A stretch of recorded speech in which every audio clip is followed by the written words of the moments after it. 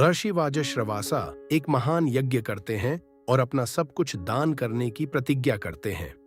लेकिन उनका छोटा बेटा नचिकेता उन्हें केवल बूढ़ी और बंजर गायों को उपहार देते हुए देखते हैं, जिनकी कोई कीमत नहीं होती। लड़का अपने पिता की खोखली भक्ति से परेशान है। नचिकेता तर्पण को सत्य करने की कामना से बार बार पूछते हैं कि पिताजी, आप मुझे किसे देंगे? आर्षि ने अपना आपा खोते हुए कहा, मैं तुम्हें मौत के हवाले करता हूं। गुस्से में बोला गया, कोई भी शब्द अनकहा नहीं रह सकता, और लड़का उसे मानने का संकल्प लेते हैं। नचिकेता मृत्यु के देवता यम के घर जाता है और उसे वहां से निकाल लेते हैं। 3 दिन और रात तक लड़का भोजन या पानी के बिना दहलीज पर इंतजार करते हैं। एक सम्मानित अतिथि को बिना स्वागत के छोड़ दिया जाता है, जो पवित्र कर्तव्य का गंभीर उल्लंघन है।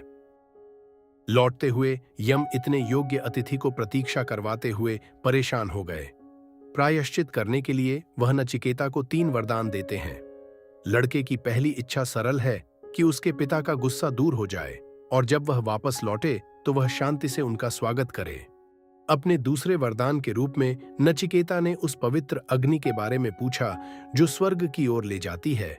यम उसे पूरी तरह से सिखाते हैं और प्रसन्न होकर घोषणा करते हैं कि अग्नि उसके बाद लड़के का अपना नाम रखेगी। लेकिन तीसरा सवाल वह है जिससे यम डरते हैं। नचिकेता सबसे गहरा प्रश्न पूछते हैं। जब कोई व्यक्ति मर जाता है तो कुछ लोग कहते हैं कि आत्मा बची रहती है, अन्य कहते हैं कि आत्मा नहीं रहती। कौन सा सही है? मुझे सिखाओ कि मृत्यु के पार क्या है। यम असहज हो जाते हैं और लड़के से कुछ और चुनने का आग्रह करते हैं। यम पुत्र और पौत्र, गाय बैल और सोना, विशाल भूमि, लंबी उम्र और दिव्य युवतियां, इसके अलावा कुछ भी प्रदान करते हैं।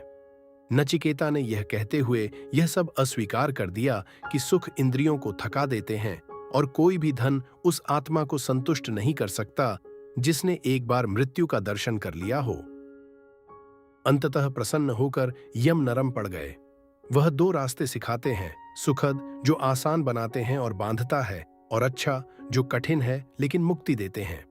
बुद्धिमान अच्छाई चुनते हैं, मूर्ख सुखदायक का पीछा करते हैं और सदैव लालसा में खोए रहते हैं। तब यम ने रहस्य उजागर किया। आत्मा न कभी जन्मती है और न कभी मरती है।